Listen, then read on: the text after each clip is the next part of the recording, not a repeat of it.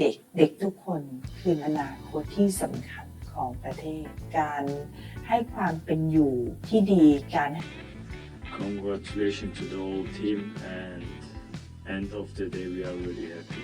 Tercipta sejarah baru lagi. Begini pengakuan haru dan jujur Ketua Federasi Sepak Bola Thailand, Ma Dampang, dan legenda Timnas Jerman, Mesut Ozil, jelang Timnas Indonesia U17 asuhan Nova Arianto melawan Timnas Jerman U17 di perebutan juara 3 Piala Dunia U17 2025 pada malam hari ini pukul 23.45 WIB yang digelar di Aspire Academy Qatar sampai terungkap satu fakta ini. Benarkah?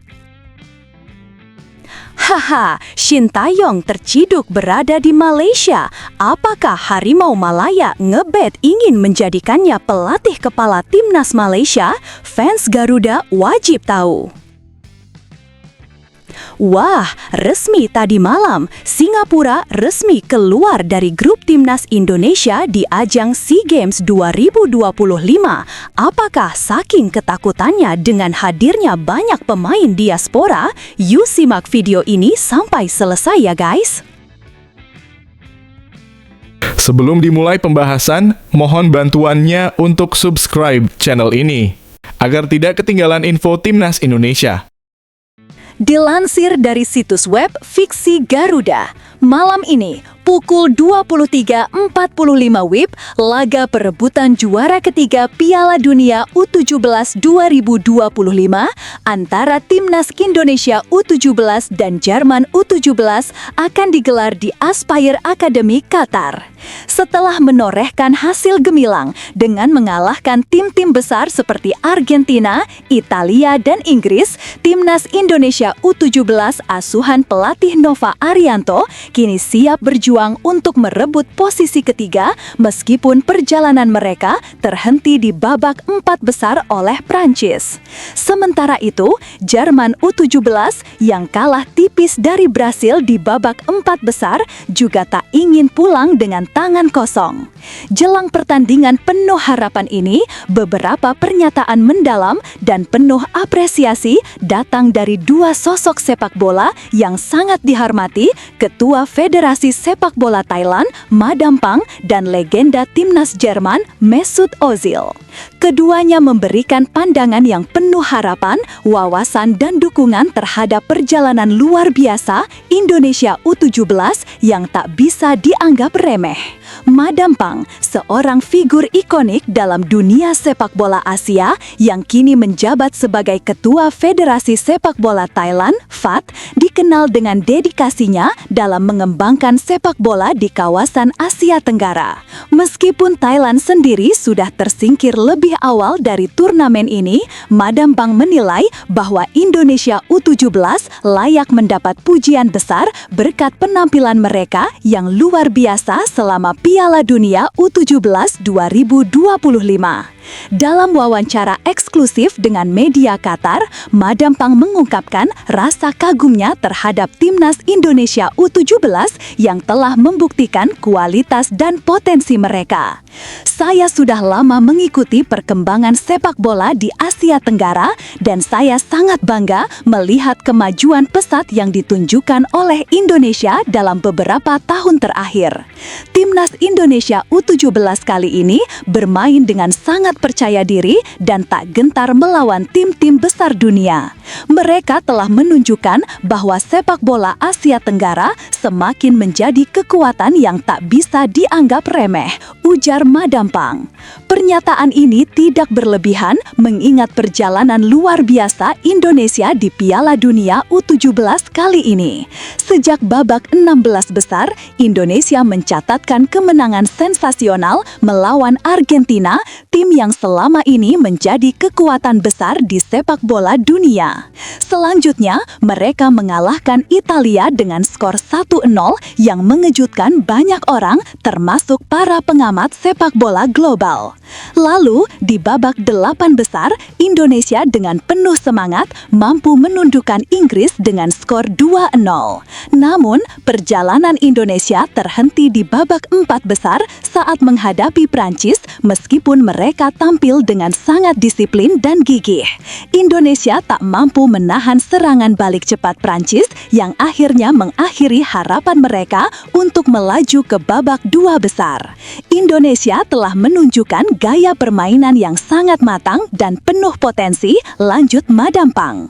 Menurutnya, kemenangan atau kekalahan dalam laga perebutan juara ketiga tidak mengurangi kualitas dan prestasi Indonesia sejauh ini. Sekali lagi, saya katakan Indonesia sudah menunjukkan bahwa mereka adalah negara yang akan menjadi ancaman besar bagi tim-tim sepak bola dunia ke depannya.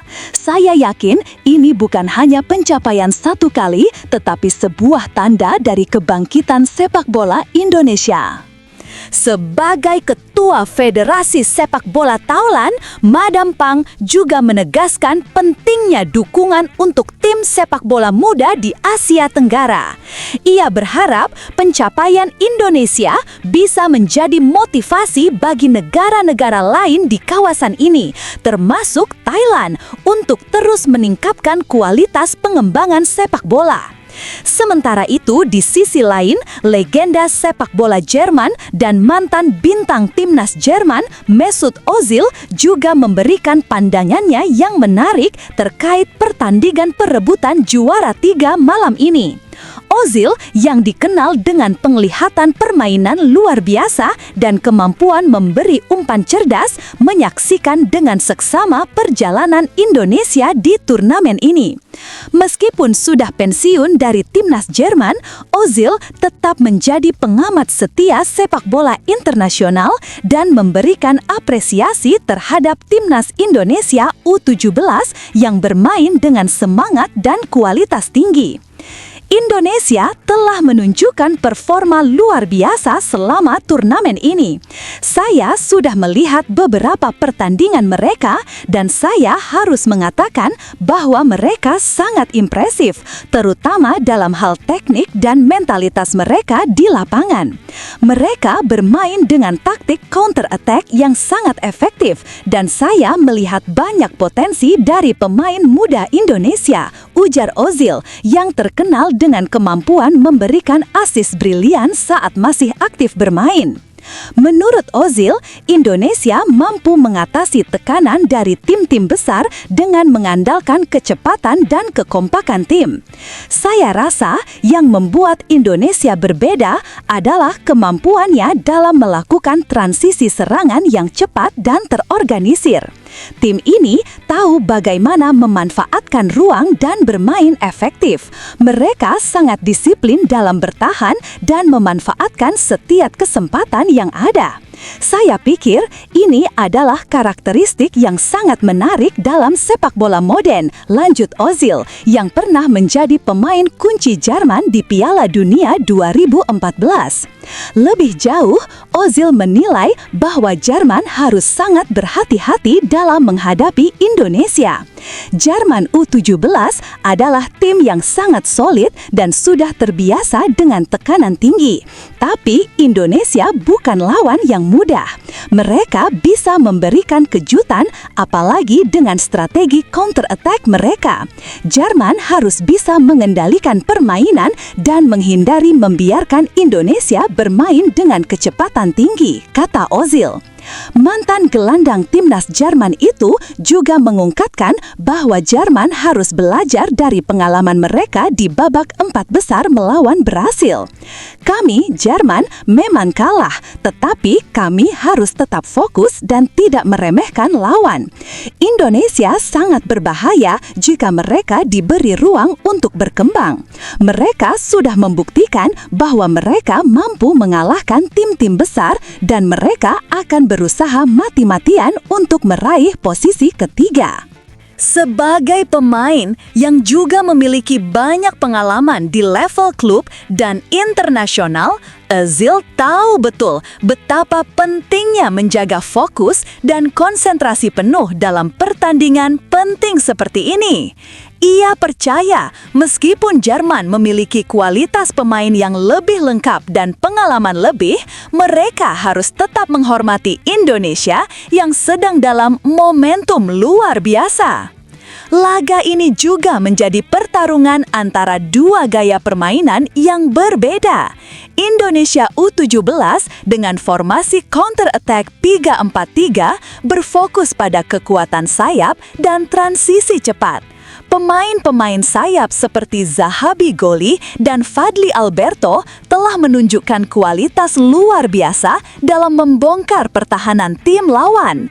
Dalam formasi ini, Indonesia mengandalkan kelincahan dan kecepatan dalam melakukan serangan balik sambil menjaga soliditas di lini belakang dengan 3 bek yang sangat disiplin. Di sisi lain, Jerman U17 akan mengandalkan permainan kolektif mereka yang sudah terkenal dengan disiplin dan kemampuan pressing tinggi. Jerman memiliki taktik yang sangat rapi dan terstruktur. Jerman lebih suka menguasai permainan dan mengontrol bola, namun mereka juga harus waspada terhadap serangan balik cepat yang bisa dilancarkan oleh Indonesia. Dengan pernyataan-pernyataan dari Madam Pang dan Mesut Ozil, semakin jelas bahwa laga ini bukan hanya sekedar perebutan posisi ketiga, tetapi juga merupakan ajang pembuktian bagi kedua tim. Indonesia yang datang dengan semangat juang dan permainan cepat ingin menunjukkan bahwa mereka bisa mengimbangi salah satu negara besar dalam sepak bola dunia, sementara Jerman bertekad untuk meraih posisi ketiga dan memperbaiki citra mereka setelah kalah di babak 4 besar. Malam ini, Indonesia dan Jerman akan berhadapan dalam duel penuh taktik dan emosi, dan kita semua akan menyaksikan siapa yang akan keluar sebagai pemenang di perebutan juara ketiga Piala Dunia U17. Tapi tunggu, benarkah kabar tersebut? Simak hasil penelusuran admin di akhir video ini ya guys. Kunjungan Shin Tae-yong ke Malaysia beberapa waktu lalu langsung menyedot perhatian publik. Mantan pelatih timnas Indonesia itu datang untuk mendampingi tim STY Academy Elite yang sedang bertanding, namun justru menjadi sorotan karena pernyataannya kepada media Malaysia. Di tengah kekacauan sepak bola negeri jiran, Shin tiba-tiba mengisyaratkan kesediaannya melatih timnas Malaysia. Sebuah komentar yang langsung menggema di kawasan Asia Tenggara. Isu ini pertama kali diangkat oleh media Vietnam dan Tri yang menggambarkan kondisi sepak bola Malaysia sebagai masa tergelap dalam sejarah mereka. Skandal naturalisasi yang menyeret 7 pemain, Gabriel Palmero, Facundo Garces, Rodrigo Holgado, Imanol Machuca, Joao Figueiredo, John Irazabal, dan Hector Hefel diduga melibatkan dokumen kewarganegaraan ilegal hingga hampir membuat Dewan Penasehat Timnas Nasional dibubarkan. Ketua Dewan, Rob Friend, juga terseret kontroversi karena rekaman lama memperlihatkan dirinya bertindak layaknya CEO tim nasional, meski ia kerap membantah. Kisruh ini turut mengguncang posisi pelatih Peter Klamovski. Malaysia bahkan dijatuhi sanksi oleh FIFA dan AFC, serta dipastikan angkat kaki dari Piala Asia 2027. Dalam kekacauan itu, Dantri menyebut ada satu nama yang berani menyatakan kesiapan mengambil alih, Shin Tae-yong. Saat ditanya media Malaysia pada 20 November, Shin menjawab lugas, "Saya belum terikat dengan tim manapun. Saya siap bergabung dengan klub atau tim nasional manapun," ujarnya. Ia menegaskan belum pernah bekerja di Malaysia, tetapi tetap memberi perspektif singkat. Menurutnya, jika dibandingkan fondasi sepak bola Indonesia saat ini lebih tertata dibanding Malaysia. Jan-Paul van Gastel akhirnya angkat bicara soal ramainya isu yang menyebut Giovanni van Bronckhorst masuk dalam radar calon pelatih timnas Indonesia. Kedekatan panjang antara keduanya membuat nama Van Gastel ikut terseret dalam perbincangan publik, terutama ketika rumor kursi pelatih Garuda kembali memanas. Sebagai sosok yang lama menjadi tangan kanan Van Bronckhorst di berbagai klub, Van Gastel mengakui bahwa rumor dari Indonesia sangat liar dan sulit dikendalikan. Hubungan keduanya memang terjalin lama, mulai dari Feyenoord, Rangers FC, hingga beberapa klub lain di mana Van Bronckhorst menjadi pelatih utama dan Van Gastel berada di staf teknisnya. Namun kini jalan keduanya berbeda.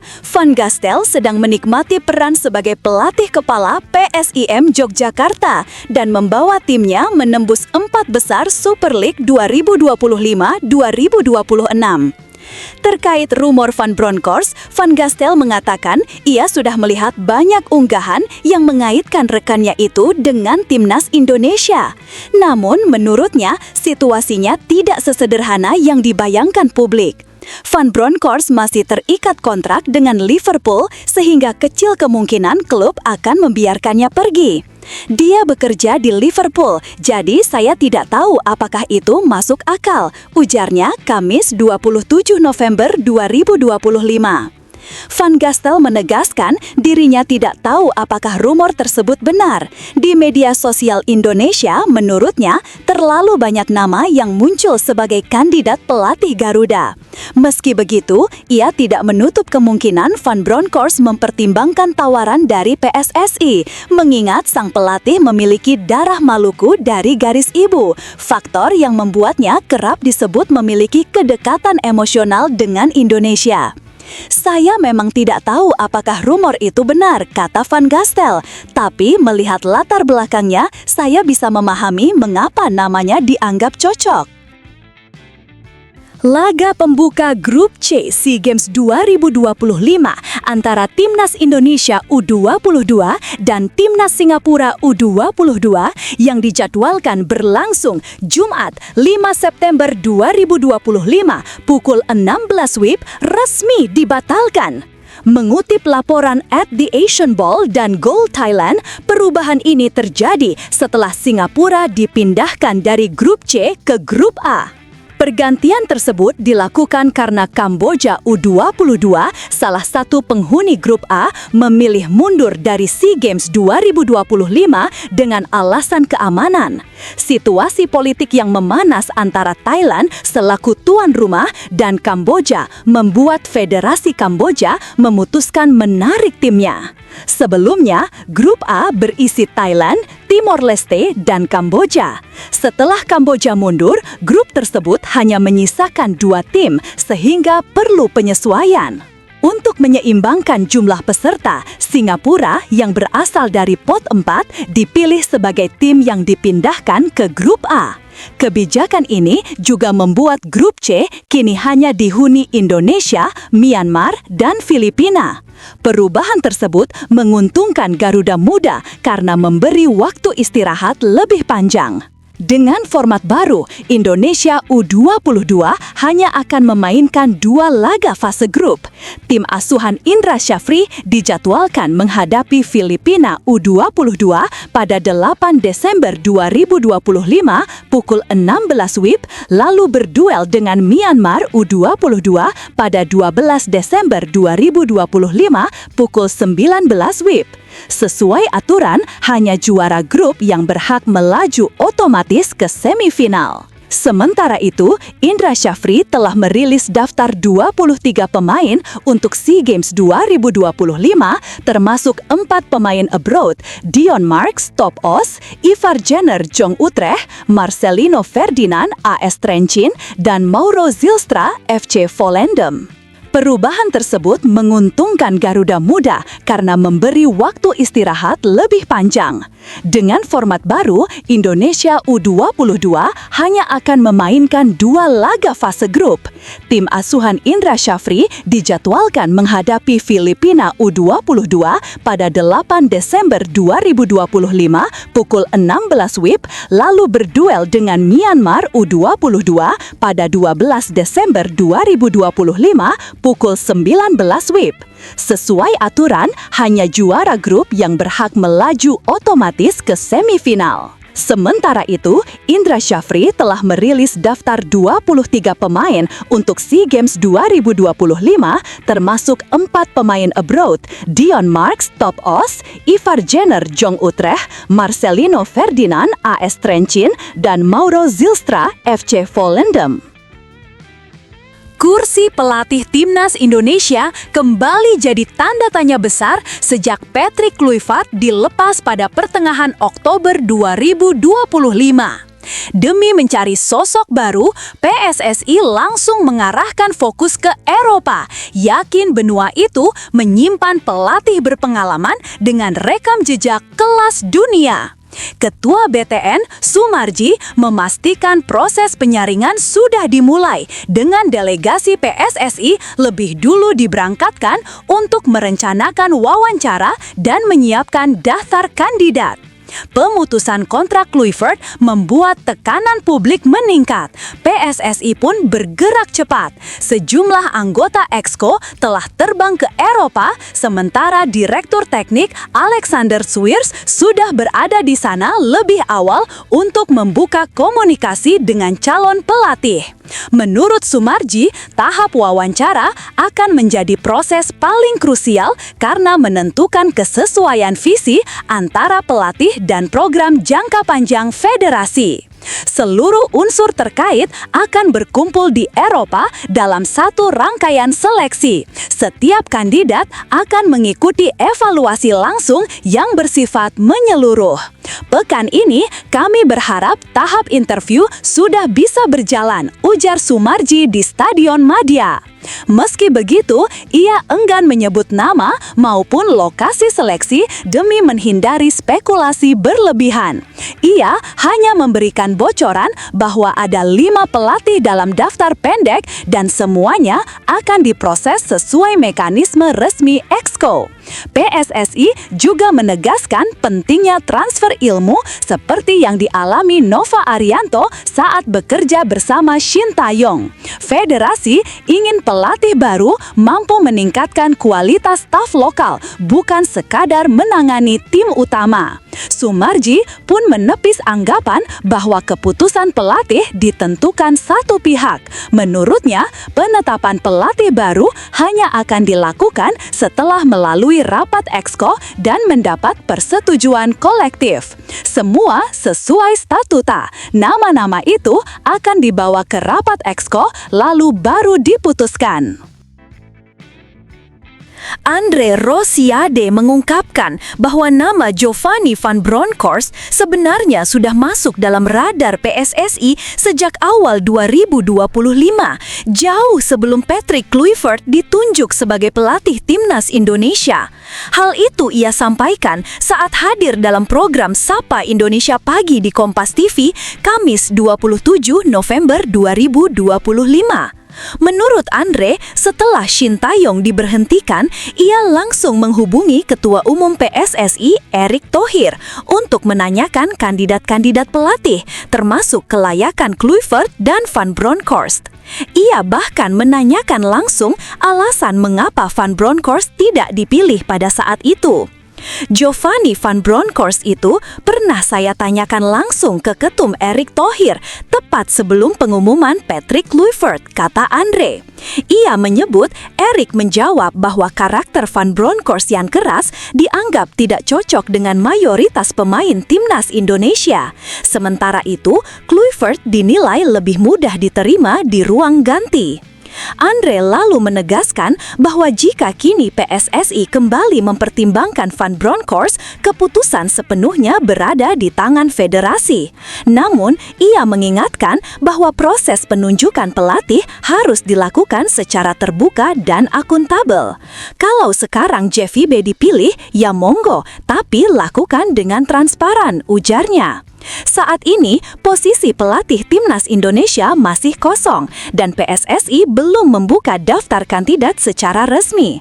Waketum PSSI Zainuddin Amali hanya memberikan sedikit gambaran bahwa pencarian pelatih terfokus di Eropa.